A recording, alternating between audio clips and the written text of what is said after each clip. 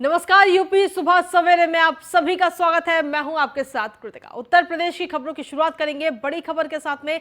CM Yogi Adityanath आज कानपुर का दौरा करने वाले हैं, तो इस वक्त की बड़ी जानकारी आपको दे रहे हैं। दोपहर 12 बजे मुख्यमंत्री कानपुर पहुंचेंगे और कानपुर में जनसभा को संबोधित करेंगे। तो बड़ी जानकारी आपको दे रहे हैं, कानपुर में जनसभा को संबोधित करते हुए आज मुख्यमंत्री नजर आने वाले हैं। तो बड़ी जानकारी इस वक्त दे रहे हैं।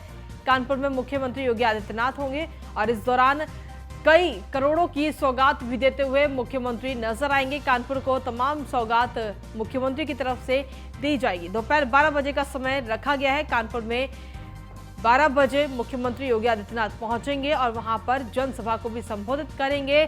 साथ ही करोड़ों की सौगात देते हुए मुख्यमंत्री नजर आएंगे, यानी कि कानपुर को आज करोड़ों की सौगात मिलने वाली है। तो बड़ी जानकारी आपको दे रहे हैं। दोपहर 12 बजे मुख्यमंत्री वहां पहुंचेंगे।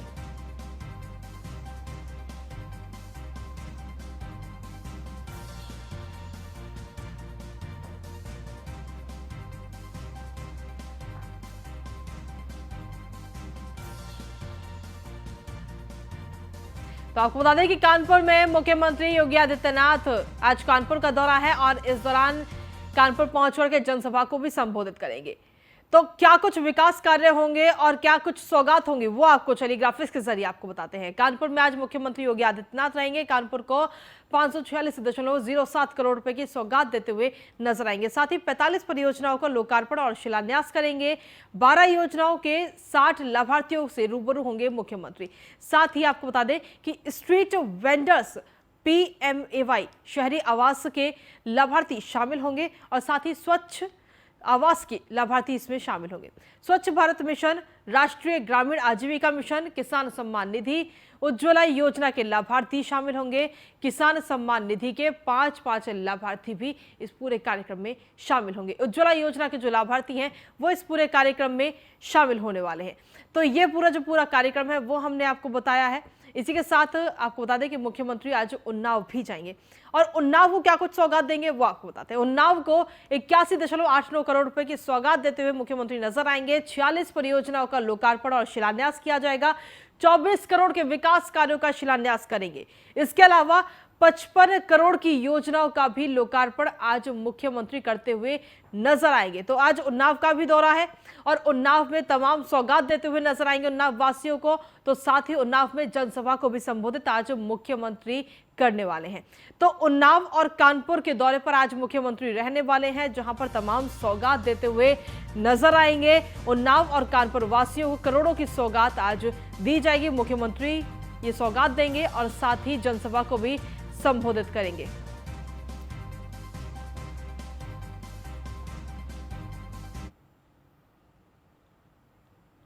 और इसी के साथ चलिए सीधे रुक करेंगे इस वक्त लखनऊ का, जहां हमारे संवाददाता अश्वनी द्विवेदी इस वक्त जुड़ गए हैं हमारे साथ लाइव। अश्वनी, क्या कुछ अपडेट्स और जानकारी मुख्यमंत्री योगी आदित्यनाथ के जो आज कानपुर और उन्नाव दौरे पर रहेंगे, करोड़ों की सौगात देते नजर आएंगे?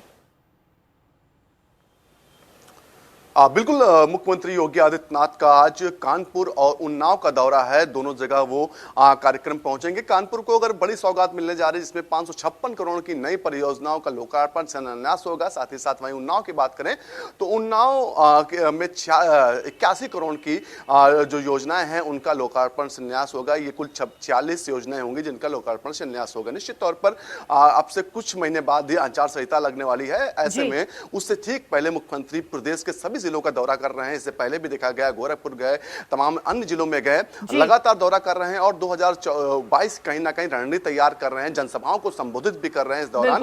और आज का जो कानपुर का दौरा है वो इसलिए महत्वपूर्ण होता है क्योंकि वहां पर मेट्रो काम चल रहा है, उसकी जानकारी लेंगे। इसके अलावा हाल ही में गोरखपुर में एक जो व्यापारी थे कानपुर के, उनकी मौत हो गई थी। उनके परिजनों का आरोप है कि पुलिस ने मारपीट की है, उस दौरान उनकी मौत है। उन परिजनों से भी मुख्यमंत्री मुलाकात कर सकते हैं। निश्चित तौर पर हालांकि मुख्यमंत्री ने इससे पहले तमाम आदेश जारी कर दिए कि सख्त से सख्त कार्रवाई की जाए। तो जो पुलिसकर्मी दोषी थे 6 उनको निलंबन की कार्रवाई हो चुकी है, लेकिन फिर भी मुख्यमंत्री उनसे मिलना चाहेंगे और कहीं ना कहीं उनको आश्वस्त करना चाहेंगे कि उत्तर प्रदेश के अंदर कानून व्यवस्था जो है वो बिगड़ेगी नहीं। साथ ही साथ जो जनता है उस पर किसी भी प्रकार के कोई जुल्म नहीं बर्दाश्त किया जाएगा। निश्चित तौर पर मुख्यमंत्री का कार्यक्रम दोनों जगह का है और दोनों जगह का उनका कार्यक्रम में जनसभाओं को संबोधित करने का भी कार्यक्रम है। जी अश्विनी, जनसभा को संबोधित करने का पूरा कार्यक्रम है और कहीं ना कहीं जनसभा जितनी भी संबोधित की जा रही है सीएम योगी के द्वारा, चाहे जितनी जगह वो दौरे कर रहे हैं, फिर चाहे गोरखपुर हो, गौतम बुद्ध नगर हो या मेरठ हो,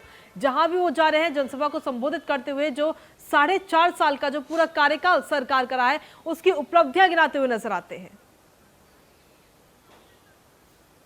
बिल्कुल, अगर बात करें चुनाव से ठीक पहले अगर कोई एक मुख्यमंत्री है, पार्टी का चेहरा है, वो अगर दौरा करेंगे तो निश्चित तौर पर सरकार की उपलब्धियां गिनाएगा, क्योंकि 4.5 साल में जो काम किया उसको लेकर के अभी 4.5 साल पूरा हुआ है पिछले महीने ही, इसी महीने माफ कीजिएगा। और तो ऐसे में उन्होंने पहले सरकार ने रिपोर्ट कार्ड दिया, उसके बाद जो तमाम विधायक है उनसे कहा गया कि जनता के बीच जाएं और रिपोर्ट कार्ड दें। निश्चित तौर पर मुख्यमंत्री की साफ मंशा है कि जो काम किए गए हैं वो जनता तक पहुंचने भी चाहिए, और साथ ही साथ जनता तक कितने पहुंचे हैं काम, इनकी भी फीडबैक लेते मुख्यमंत्री हैं। जी जी अश्विनी, आखिर कानपुर और उन्नाव का कितने बजे का कार्यक्रम है मुख्यमंत्री का?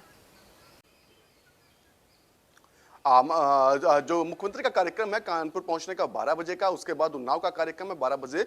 डीएवी जो कॉलेज है वहां पर मुख्यमंत्री जाएंगे, बाकायदा वहां पर तमाम जो योजनाओं का शिलान्यास शुभारंभ करेंगे, और उसके बाद ही वहीं पर जनसभा को संबोधित करेंगे। उसके बाद हिलौली ब्लॉक है, उन्नाव पड़ता है, वहां पर पहुंचेंगे, वहां पर भी तमाम जो योजनाएं हैं उनका शिलान्यास लोकार्पण करेंगे और जनसभा को संबोधित करेंगे। जी अश्विनी, आप लगातार बने रहिए और पल पल की अपडेट्स हम तक जरूर पहुंचाते रहिएगा। तो आपको बता दें कि मुख्यमंत्री योगी आदित्यनाथ लगातार दौरे पर दौरे कर रहे हैं और जगह जगह जाकर के जनसभा को संबोधित कर रहे हैं। इसी के साथ खबरों में आगे बढ़ेंगे, बात करेंगे अब गोरखपुर की, जहां पर न्यूज वन इंडिया की खबर का बड़ा असर देखने को मिला है। इस वक्त की बड़ी जानकारी आपको दे रहे हैं। न्यूज वन इंडिया की खबर का बड़ा असर हुआ है। व्यापारी की मौत के मामले में कार्रवाई की गई, 3 पुलिसकर्मी के खिलाफ केस दर्ज किया गया है। आपके अपने चैनल न्यूज वन इंडिया ने इस खबर को प्रमुखता से दिखाया था और खबर दिखाए जाने के बाद प्रशासन की नींद खुली है और प्रशासन ने इस पूरे मामले को लेकर के कार्रवाई की है। तो बड़ी जानकारी आपको दे रहे हैं, न्यूज वन इंडिया ने जब इस पूरे मामले को लेकर के खबर दिखाई तब जाकर के प्रशासन की नींद खुली और इस पूरे मामले में कार्रवाई हुई। 3 पुलिसकर्मियों के खिलाफ मामला दर्ज किया गया।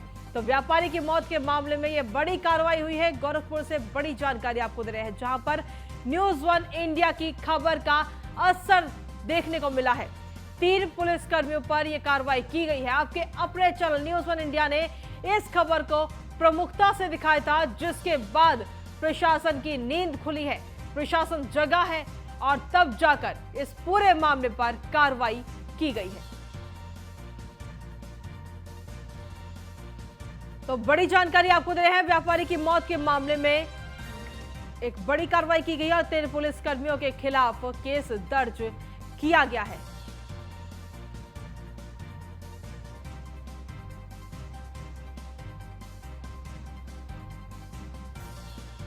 तो आपको बता दें कि खबर दिखाई गई थी न्यूज वन इंडिया की तरफ से, लगातार खबर दिखाई गई थी और जो परिजन है उनका आरोप है कि पुलिस के द्वारा मारपीट में व्यापारी की जान गई, जिसके बाद में इस पूरे मामले को लेकर के न्यूज वन इंडिया ने इस खबर को पूरी प्रमुखता से दिखाया, क्योंकि ये कहीं ना कहीं आपसे सीधे ताल्लुक रखती थी ये खबर। जिसके बाद में जब इस खबर को प्रमुखता से दिखाया गया तो इस पूरे मामले को लेकर प्रशासन की नींद खुली और कार्रवाई की गई। 3 पुलिसकर्मियों के खिलाफ केस दर्ज किया गया।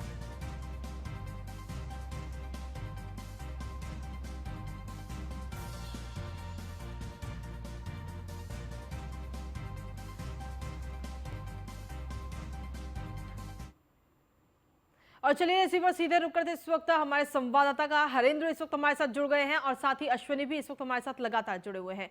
हरेंद्र, जिस तरीके से ये पूरे मामला है ये सामने आके है, एक बार हमारे दर्शकों को बता दीजिए कि आखिर ये पूरा मामला क्या है, किस तरीके से ये सामने आया।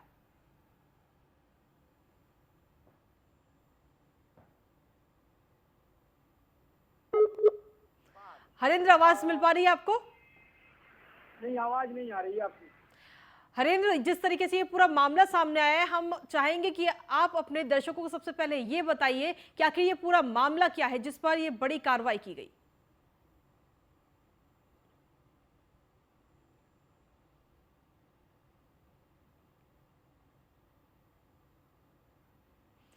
चलिए आप हरिंद्र, आपके पास वापस आऊंगे एक बार। इस वक्त हमारे संवाददाता अश्वनी भी लगातार इस वक्त हमारे साथ जुड़े हुए हैं।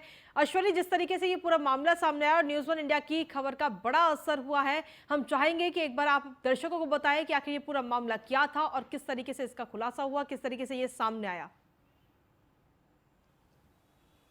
निश्चित तौर पर कानपुर के व्यापारी थे जो गोरखपुर घूमने के लिए गए थे अपने दो और दोस्तों के साथ में। वो एक होटल में रुके हुए, रामगढ़ थाना पड़ता है, रामगढ़ ताल थाना पड़ता है, वहां पर रुके हुए थे। निश्चित तौर पर जो परिजनों का आरोप है कि रात में पुलिस आती है चेकिंग के नाम पर, कमरे में घुसती है। जब व्यापारी इसका विरोध करते हैं, सामान इधर करती है, जब मना करते हैं तो उसके बाद व्यापारी की पिटाई की जाती है और जिसके बाद व्यापारी की हालत नाजुक हो जाती है। पुलिस जो है उसको लेकर अस्पताल ले जाती है, जहां पर उनको मृत घोषित कर दिया जाता है। ये जो परिजनों का आरोप है। पुलिस का जो कहना है कि जो व्यापारी थे वो काफी ड्रिंक किए हुए थे और वो बेड से गिर गए, जिसके बाद उनको चोट लगी, उनकी मौत हुई।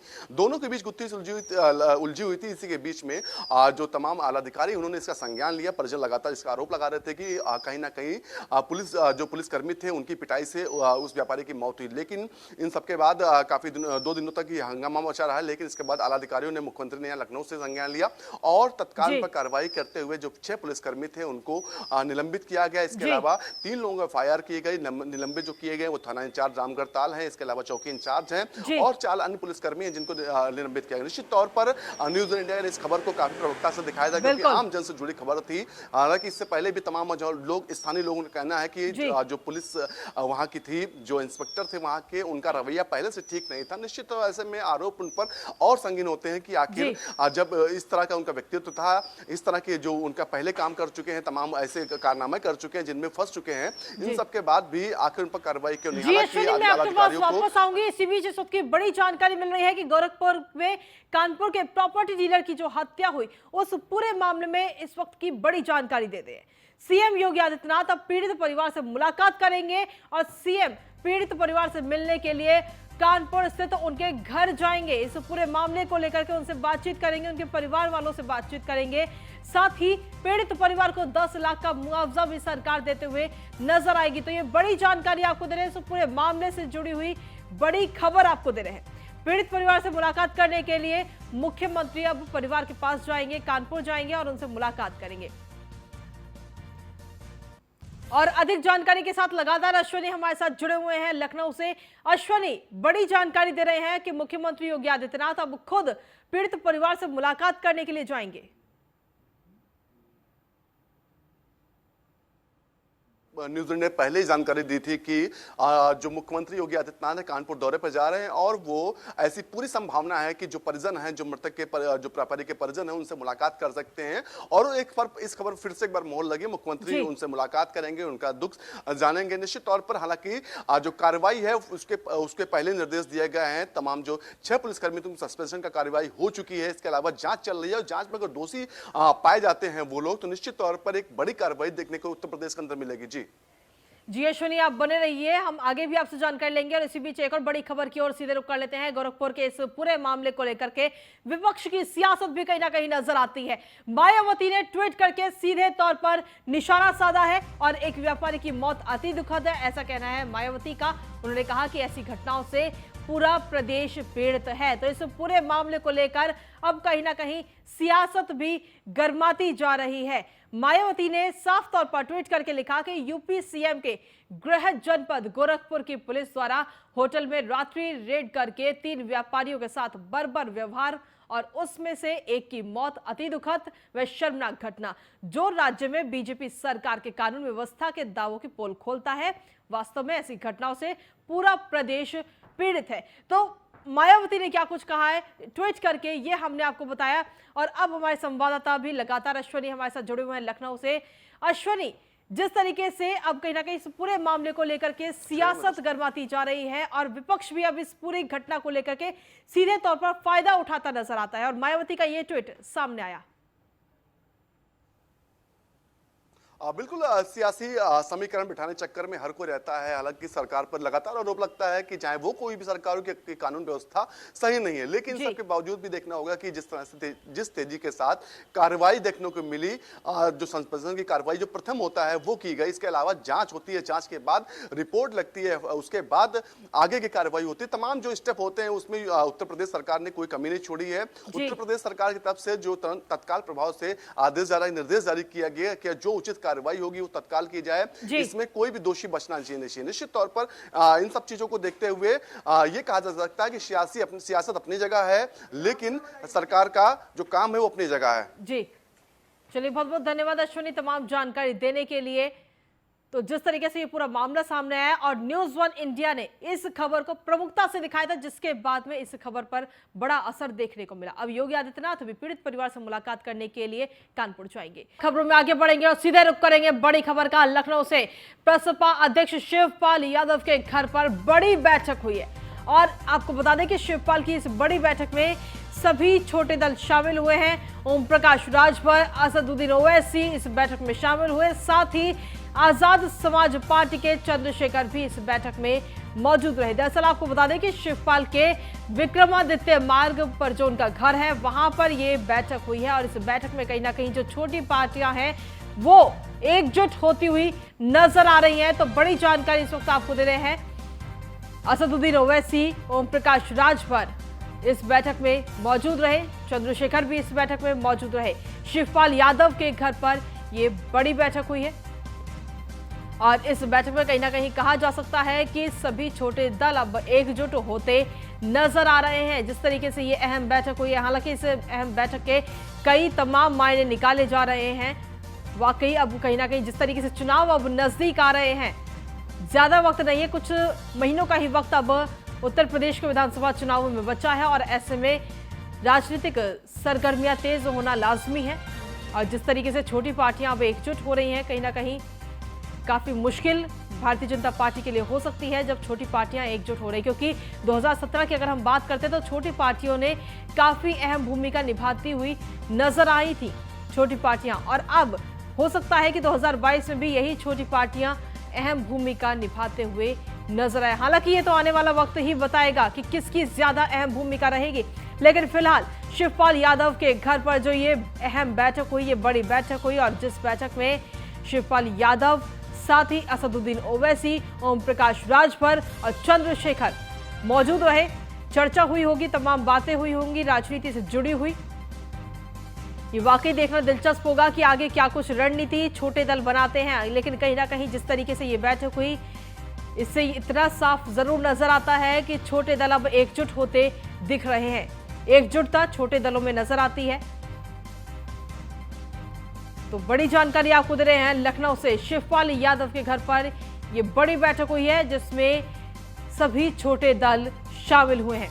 ओम प्रकाश राजभर, असदुद्दीन ओवैसी भी इस बैठक में शामिल हुए हैं। आपको बता दें कि ओम प्रकाश राजभर ने अपनी ही पार्टी से चुनाव लड़ा था 2017 में, लेकिन भारतीय जनता पार्टी को सपोर्ट किया था और उसके बाद में ओम प्रकाश राजभर अक्सर अपने बड़बोलेपन के लिए, उनके जो बयान होते हैं उनके लिए जाने जाते हैं। अक्सर वो बयान देते हैं, अनर्गल बयान उनके सामने आते हैं, जिसके बाद में पार्टी से उन्हें अलग कर दिया गया था। और अब कहीं ना कहीं ओम प्रकाश राजभर अपना ही एक गुट कहा जाए या जो छोटे दल हैं वो अब एकजुट होते नजर आ रहे हैं, जिसमें ओम प्रकाश राजभर है, AIMIM से असदुद्दीन ओवैसी और साथ ही आजाद पार्टी के चंद्रशेखर और साथ ही शिवपाल भी इस बैठक में मौजूद है और अब ये पार्टियां कहीं ना कहीं एकजुट होती नजर आती हैं। इसी के साथ अगली खबर की ओर रुख कर लेते हैं लखनऊ से, जहां अमन मणि त्रिपाठी पर फैसला आ जाने वाला है। अमन मणि त्रिपाठी के खिलाफ सुनवाई जो है वो पूरी हो चुकी है। MP MLA कोर्ट में यह सुनवाई हुई है। अपहरण कर फिरौती और धमकाने का पूरा आरोप था। महाराजगंज के नौतनवा से निर्दलीय विधायक हैं अमन मणि त्रिपाठी, जिनको लेकर के अब आज फैसला आना है। तो बड़ी जानकारी आपको दे रहे हैं।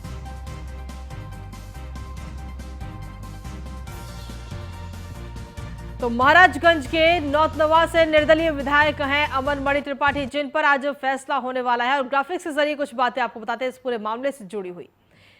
आपको बता दें कि अगर 2 साल की सजा हुई तो 2 साल की सजा तो विधायकी भी उनकी जा सकती है जो इस वक्त हैं, और सजा होने के बाद आगे से चुनाव वो नहीं लड़ पाएंगे। ये उनके लिए खासा नुकसानदायक रहेगा। तो पूरा मामला क्या है वो भी आपको लगातार बता रहे हैं कि अगर 2 साल की सजा हुई तो विधायकी उनकी जा सकती है। हालांकि इस पर फैसला अब आज आना है। इसी के साथ फिलहाल यूपी सुबह सवेरे में मेरे साथ इतना ही। बाकी तमाम खबरों के लिए आप लगातार देखते रहिए न्यूज़ 1 इंडिया।